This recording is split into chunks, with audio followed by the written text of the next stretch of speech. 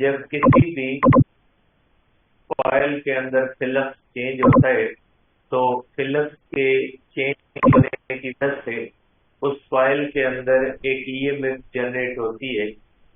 तो किसी भी कॉइल के अंदर जब फ्लक्स चेंज हो और फ्लक्स चेंज होने की वजह से जब उसके अंदर ईएमएफ इंड्यूस हो तो ऐसी स्टडी को हम कहते हैं कि ये इलेक्ट्रोमैग्नेटिक इंडक्शन है। और कल भी हमने इस बात को डिस्कस किया था कि किसी भी कॉइल के अंदर जो ईएमएफ जनरेट होती है वो फ्लक्स की वजह से नहीं होती, वो जो ईएमएफ जनरेट होती है वो चेंज ऑफ फ्लक्स से जो है वो पैदा होती है। अब आपके माइंड में ये नहीं होना चाहिए कि ईएमएफ सिर्फ और सिर्फ कॉइल के अंदर जनरेट होती है।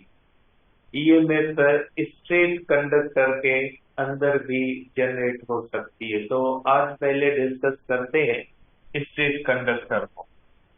देखिए बेटा, कल हमने ये डिस्कस किया था कि अगर हमारे पास इस तरह से कॉइल है और उस कॉइल के अंदर अगर कोई भी फ्लक्स चेंज होता है, इस तरह से एक कॉइल रखें और कॉइल के अंदर अगर हम फ्लक्स चेंज करते हैं तो कॉइल के अंदर ईएमएफ जनरेट होती है।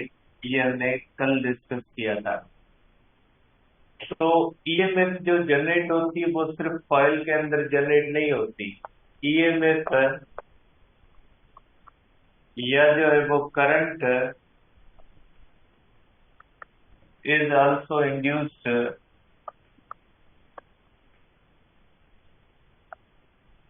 in straight conductor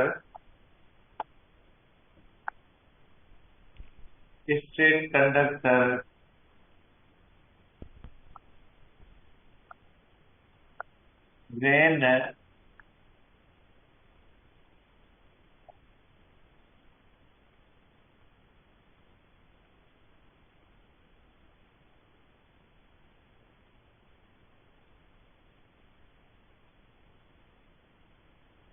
बेटा स्ट्रेट कंडक्टर के अंदर भी ईएमएफ जनरेट होती है जब वो मैग्नेटिक फील्ड लाइंस को कट करता है। सपोज करें ये इस तरह से मैग्नेटिक फील्ड है।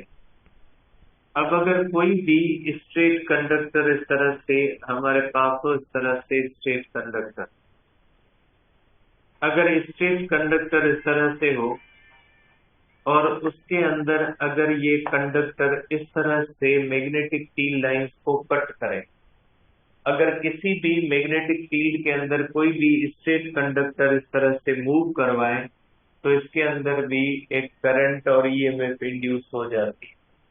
सिर्फ कॉइल के अंदर फ्लक्स के चेंज होने से ईएमएफ इंड्यूस नहीं होती, ईएमएफ किसी ऐसे कंडक्टर के अंदर भी इंड्यूस हो जाती है जो मैग्नेटिक फील्ड लाइन कट करता है। कट करने का मकसद क्या होता है? कट करने का मकसद होता है कि जो है वो theta is not equal to 0 degree और 180 डिग्री। अगर कोई भी कंडक्टर मैग्नेटिक फील्ड से पैरेलल या एंटी पैरेलल मूव करेगा, मैग्नेटिक फील्ड का डायरेक्शन, अगर ये कंडक्टर इस तरह से मूव करता है तो इमेज जनरेट नहीं होगी, क्योंकि इस तरह से मूव करेगा तो इसकी एंगल 0 या 180 होगी। लेकिन अगर इस तरह से एंगल, अगर इस तरह से मूव करता है तो एंगल ना 0 डिग्री है, न 180 और न 90, सम अदर एंगल। तो 0 और 180 डिग्री के सिवा कंडक्टर किसी और एंगल पे जब मैग्नेटिक फील्ड के अंदर मूव करता है तो भी उसके अंदर ईएमएफ जनरेट हो जाती है। ठीक है, तो ये जो इस तरह से कंडक्टर के मूव करने की वजह से ईएमएफ इंड्यूस हो, किसी कॉइल के अंदर फ्लक्स के चेंज होने की वजह से ईएमएफ जनरेट हो, तो ऐसी जो फिनोमिना होती है इसको हम कहते हैं इलेक्ट्रोमैग्नेटिक इंडक्शन। तो हमने दो चीजें पढ़ी। पहली चीज के अंदर हमने ये देखा कि किसी भी कॉइल के अंदर जब फ्लक्स चेंज होता है तो कॉइल के अंदर ईएमएफ या करंट बन जाता है। दूसरी चीज ये कि अगर कोई स्ट्रेट कंडक्टर है, स्ट्रेट कंडक्टर अगर मैग्नेटिक फील्ड लाइंस को कट करता है तो उसके अंदर भी ईएमएफ और करंट इंड्यूस हो जाता है। जबकि तीसरी बात हमने ये देखी थी कि अगर किसी भी कॉइल के अंदर फ्लक्स कांस्टेंट होता है या कोई भी कंडक्टर की रिलेटिव मोशन नहीं है मैग्नेटिक फील्ड के अंदर, तो किसी भी किस्म की ईएमएफ इंड्यूस नहीं होती। ठीक है, अब इसके बाद ये जो इंड्यूस ईएमएफ होती है, ये जो इंड्यूस ईएमएफ होती है, ये इसका मैग्नीट्यूड किस पे डिपेंड करता है। ठीक है, इंड्यूस ईएमएफ जो होती है इसका मैग्नीट्यूड किस चीज पे डिपेंड करता है। इसका मैग्नीट्यूड जो होता है वो डिपेंड करता है rate of change of flux. अगर जितनी तेजी से फ्लक्स चेंज होगा उतनी ज्यादा ईएमएफ इंड्यूस होगी। ठीक है, तो इंड्यूस्ड ईएमएफ जो होती है, इंड्यूस्ड ईएमएफ जो होती है वो डिपेंड करती है rate of change of flux पे, और दूसरा डिपेंड करती है फ्लक्स लिंकेज पे। ठीक है, फ्लक्स लिंकेज के बारे में हमने पढ़ा था कि product of number of turns and flux linked with the coil. ठीक है, तो आप कहोगे कि magnitude of induced EMF, magnitude of induced EMF depends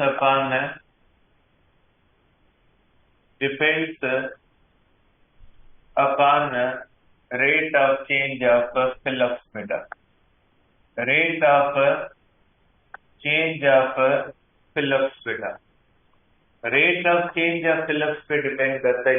जितनी तेजी से फ्लक्स चेंज होगा उतनी ज्यादा ईएमएफ इंड्यूस होगी। जैसे जनरेटर के अंदर यही होता है, जनरेटर के अंदर कॉइल मैग्नेट होता है और उसके अंदर एक इंजन लगा होता है। इंजन के अंदर हम फ्यूल डालते हैं और इंजन जो होता है वो कॉइल को और मैग्नेट को रोटेट करवाता है। तो रोटेट करने की वजह से कॉइल के अंदर फ्लक्स चेंज होता है और फ्लक्स के चेंज होने से कॉइल्स के अंदर करंट बनता है और वही करंट हमें जनरेटर से बाहर मिलता है। उसके अंदर आप देखोगे कि जनरेटर को जितनी तेजी से आप मूव करवाओगे, जनरेटर जितना फास्ट मूव करेगा तो उसमें उतना ज्यादा करंट बनेगा। इसलिए कि जितना वो तेजी से रोटेट करती है कॉइल तो उसमें rate of change of flux जो होता है वो ज्यादा होता है। जितना slowly rate of change of flux होगा उतनी ईएमएफ जो है वो कम बनेगी। और इसके अंदर जो इंड्यूस्ड ईएमएफ है, induced EMF is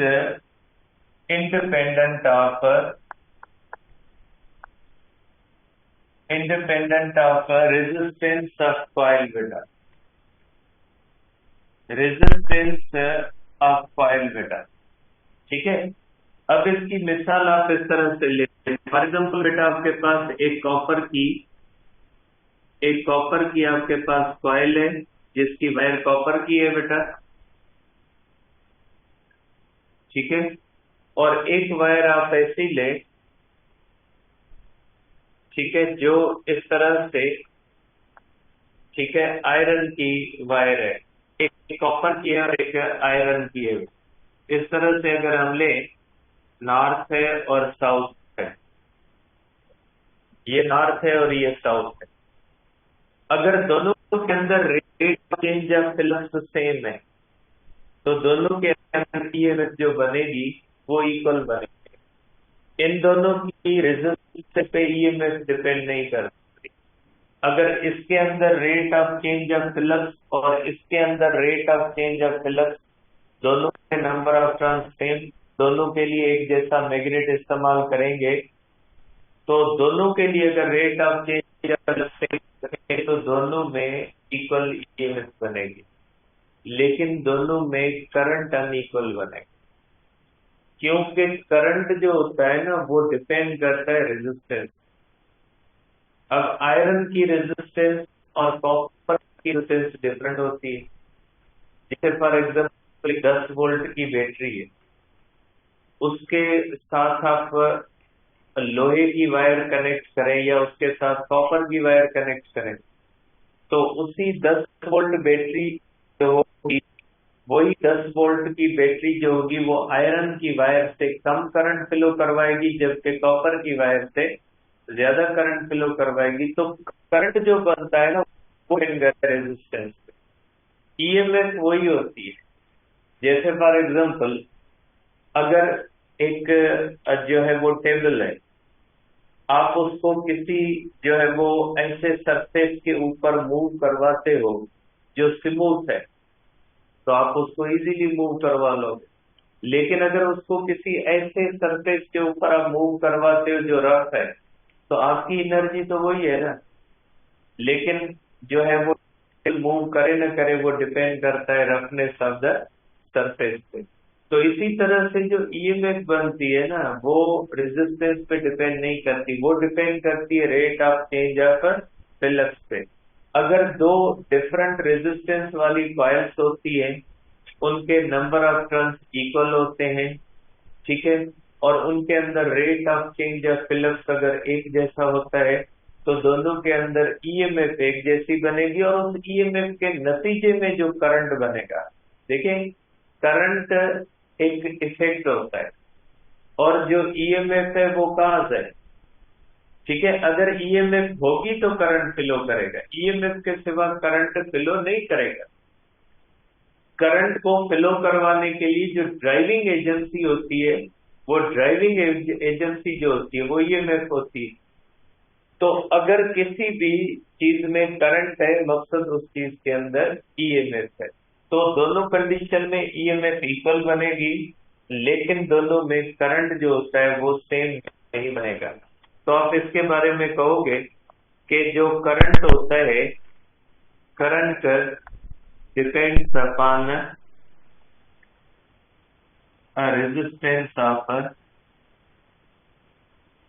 resistance of coil, ठीक है।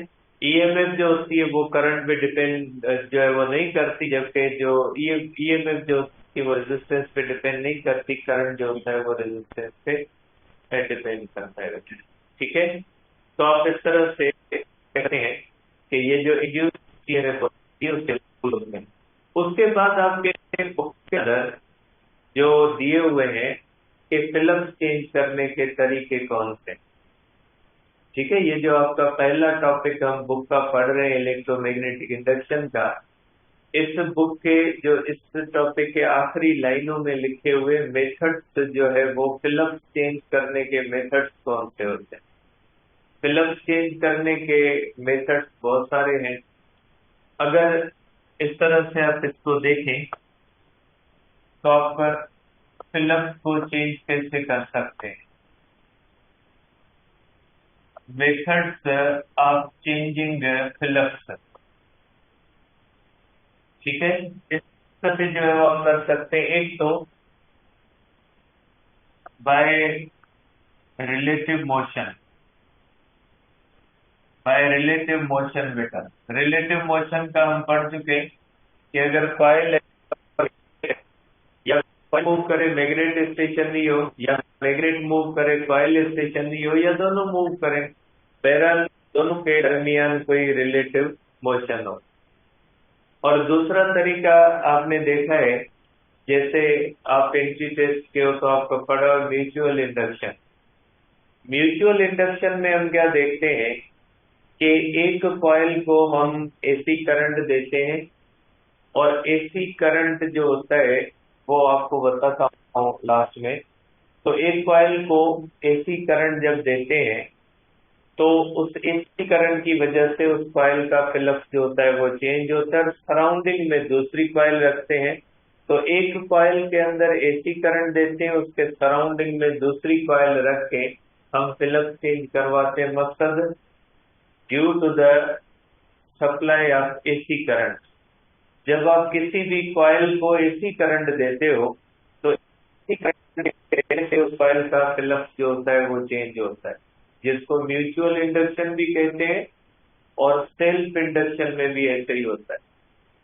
सेल्फ इंडक्शन के अंदर भी कॉइल को हम एसी करंट देते हैं, म्यूचुअल इंडक्शन को भी हम एसी करंट देते हैं, ठीक है।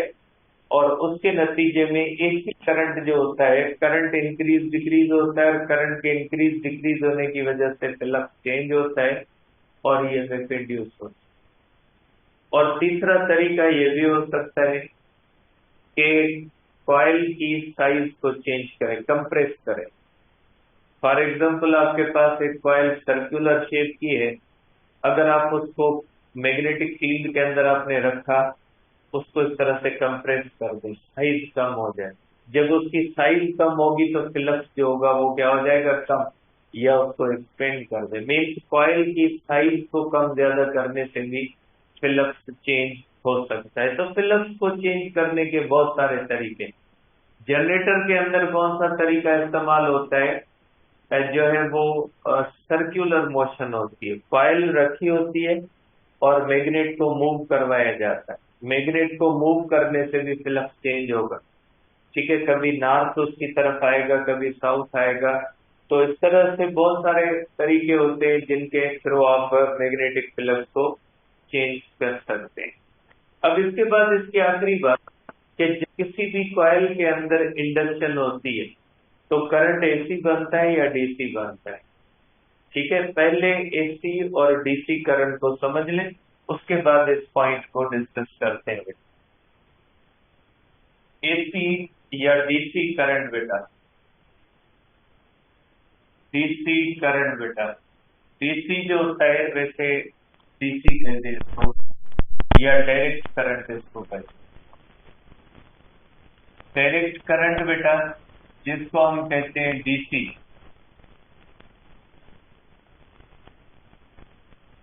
ठीक है। इस डीसी करंट की प्रॉपर्टीज क्या होती है, ऑलवेज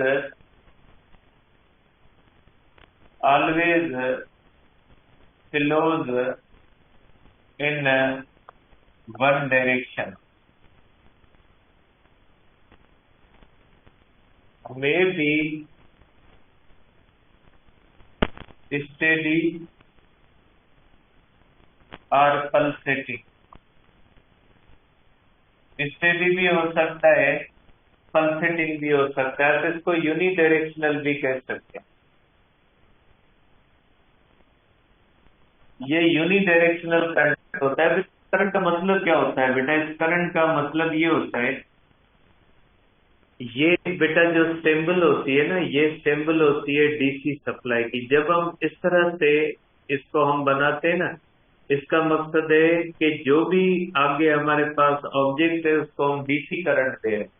ये डीसी की सिंबल है बेटा, ठीक है। ये जो हम बैटरी की तरह बनाते हैं, बैटरी डीसी सप्लायर होती है बेटा। अब अगर इसको बेटा हम इस तरह से कनेक्ट करते हैं किसी रेजिस्टर से,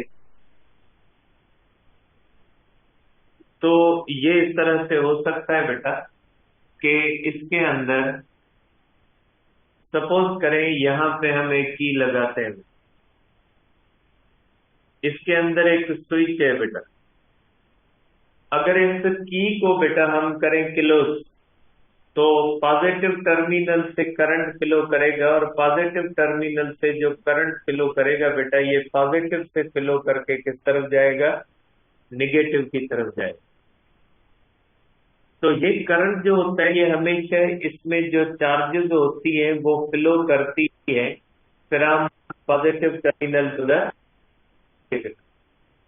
तो जब ये करंट इस तरह से फ्लो करेगी, मैग्नीट्यूड न इंक्रीज हो रहा हो न डिक्रीज हो रहा हो, सेम रेट से करंट फ्लो कर रहा है, तो ऐसे डीसी को हम कहते हैं स्टेडी डीसी।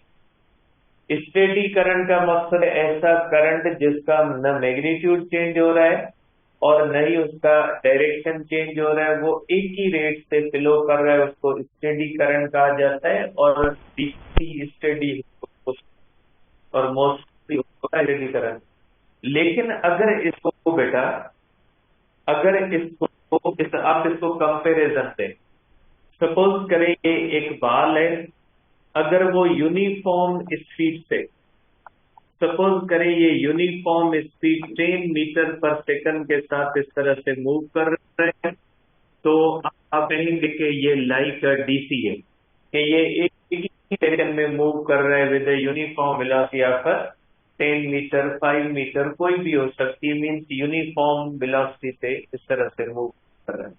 ठीक है, लेकिन अगर इसको हम इस तरह से बटन ऑन करें, करंट फ्लो किया, फिर बटन ऑफ कर दें, अगर बटन को ऑन ऑफ करते हैं तो करंट इस तरह फ्लो करेगा, फिर रुकेगा, फिर फ्लो करेगा, फिर रुकेगा, लेकिन करंट का डायरेक्शन एक ही होता है।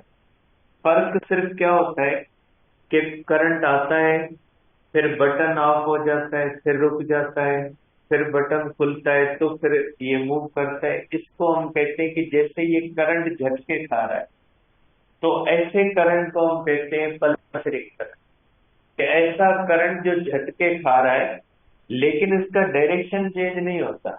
डायरेक्शन वही होता है, जैसे आप इसको इस तरह से देखें कि ये 10 मीटर पर सेकंड वेलोसिटी से जा रहा है, यहाँ पे जाके रुकता है, फिर ये 10 मीटर से थोड़ा आगे जाता है, फिर रुकता है, फिर ये आगे जाता है। इस तरह से ये जा रहा है एक ही डायरेक्शन में, लेकिन ये रुक रुक के जा रहा है, तो इसको हम क्या कहेंगे, इसको हम कहेंगे पल्सेटिंग करंट।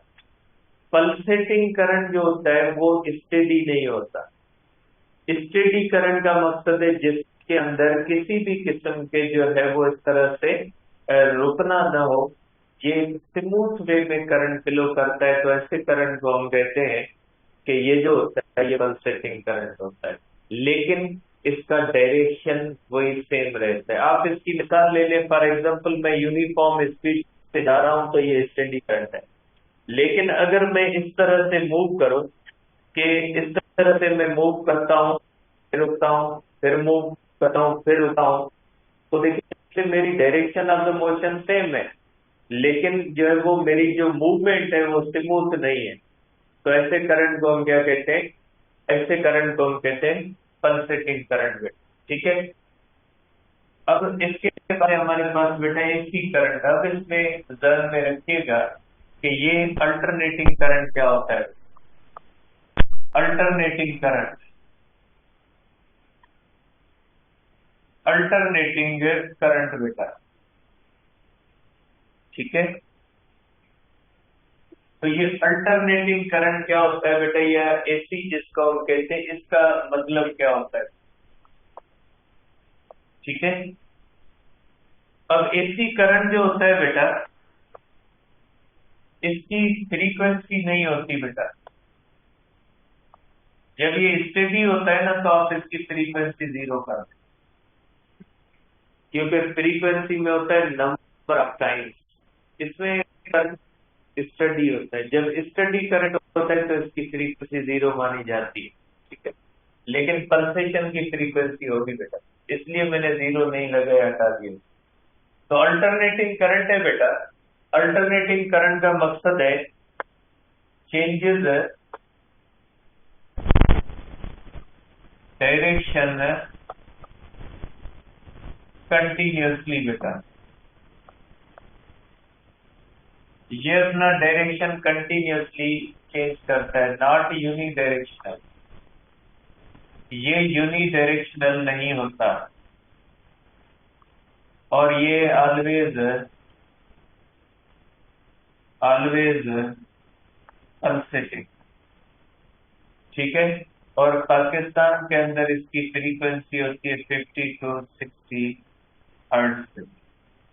इसकी फ्रीक्वेंसी पाकिस्तान में इसकी फ्रीक्वेंसी 60 हर्ट्ज होती है। अब ये करंट होता है वैसे, ये करंट के अंदर जो डीसी करंट होता है उसकी ईएमएफ कांस्टेंट होती है।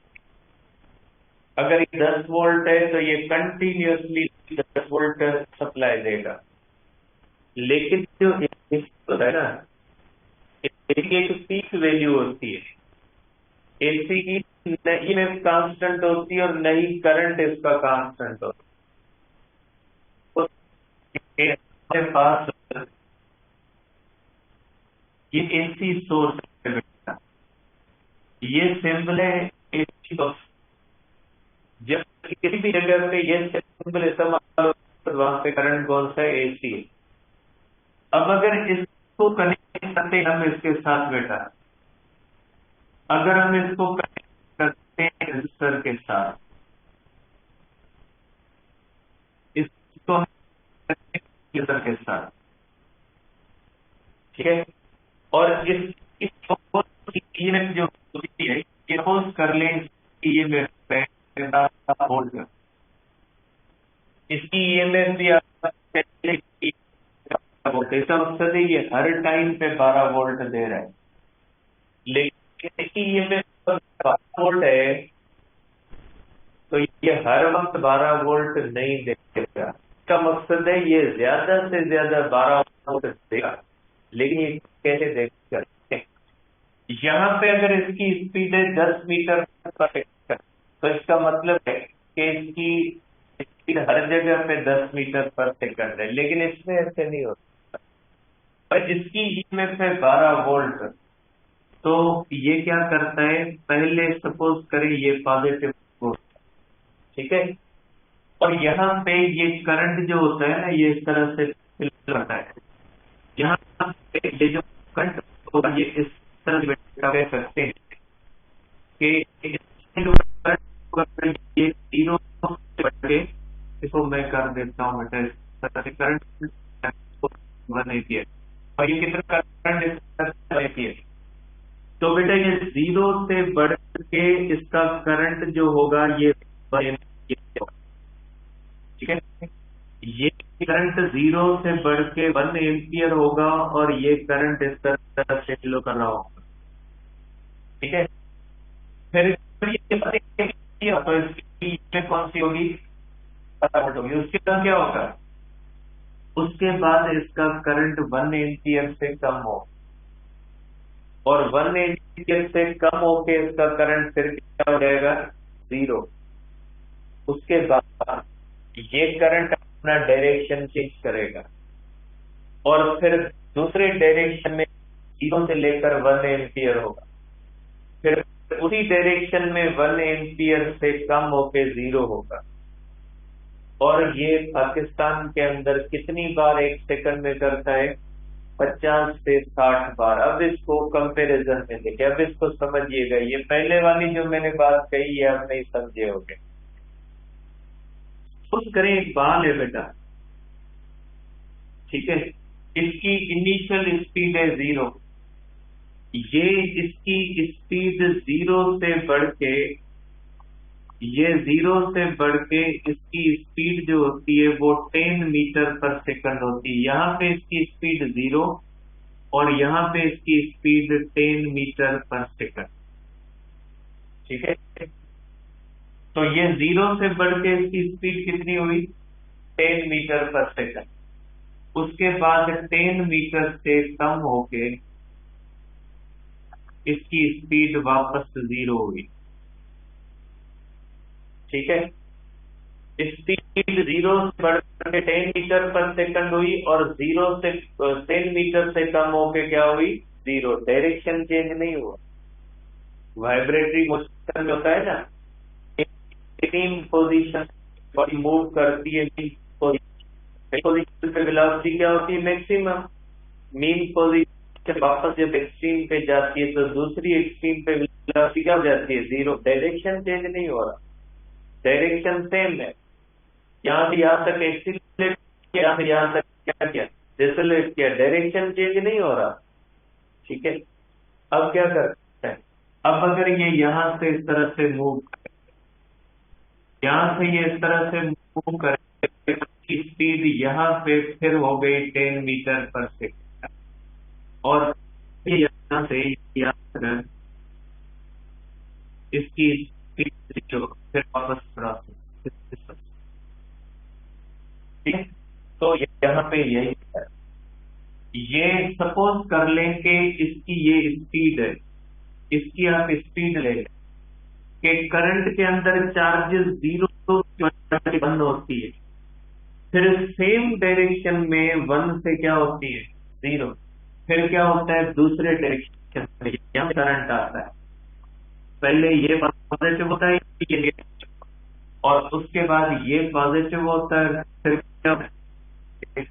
पहले करंट से बढ़ 1 एम्पियर होता है, और फिर सेम डायरेक्शन में 1 एम्पियर से कम होकर फिर क्या करता है, फिर इस फ्लो करता है, 0 से 1 एम्पियर होता है, और फिर 1 एम्पियर से 0 होता है। इसीलिए इसका जो ग्राफ होता है, इसका ग्राफ आप हमेशा इस तरह से देखोगे, 0 से बढ़ के मैक्सिमम हुआ, और मैक्सिमम से बढ़ के फिर दूसरे डायरेक्शन में मैक्सिमम हुआ, और मैक्सिमम से क्या होगा, 0 होगा। इसका मतलब है इसमें चार्जेस जो होंगी वो,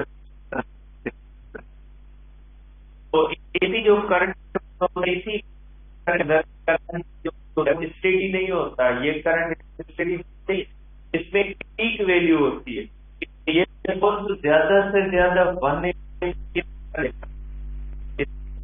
टाइम पे करंट एक जैसा नहीं होता, पीक वैल्यू होती है एसी करंट के अंदर, और एसी करंट के अंदर जो चार्जेस होती है वो वाइब्रेटिंग करती है, नेट डिस्प्लेसमेंट नहीं होता, लेकिन इसमें नेट डिस्प्लेसमेंट होता है। तो वो करंट एसी हुआ, और एक क्या हुआ, डीसी हुआ। डीसी जो एसी हम इससे कंपेयर करते हैं कि जैसे सेम से जो सेम डायरेक्शन में, तो 0 से 1 एम्पियर, 1 एम्पियर से 0, लेकिन डायरेक्शन क्या होगा, सेम। पोलरिटी चेंज के AC current changes polarity continuous, ठीक है। एसी करंट जो है वो चेंज करता है कंटिन्यूसली, लेकिन डीसी की पोलरिटी चेंज नहीं, ठीक है। समझो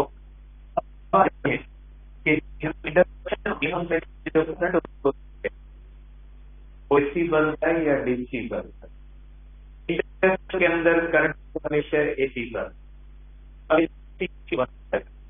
आप कहोगे बेटा कि AC current, AC is induced, ठीक है, ड्यू टू इंडक्शन, इंडक्शन की वजह से एसी करंट बनता है बेटा। सपोज करें बेटा कि ये हमारे पास एक कॉइल है बेटा, ये आप कह लें बेटा कि ये हमारे पास कॉइल, और इसके साथ अब हमने रेजिस्टर कनेक्ट कर दिए, ठीक है। अब क्या होगा बेटा, जब ये मैग्नेट इस तरफ आएगा, जब ये मैग्नेट इस तरफ आएगा तो फ्लक्स बढ़ेगा, ठीक है। फ्लक्स क्या होना शुरू करेगा बेटा, इंक्रीज होना शुरू होगा, और इसमें क्या बनेगा, सपोज करते हैं, ठीक है, कि ये इसका नॉर्थ है और ये इसका नॉर्थ है, ठीक है। अगर ये नॉर्थ इस तरफ जा रहा है तो यहाँ पे जो करंट बनेगा वो एंटी क्लॉकवाइज बनेगा। अब ये आगे लेंज़ लॉ में डिस्कस करेंगे, मैं जस्ट आपको बता रहा हूँ।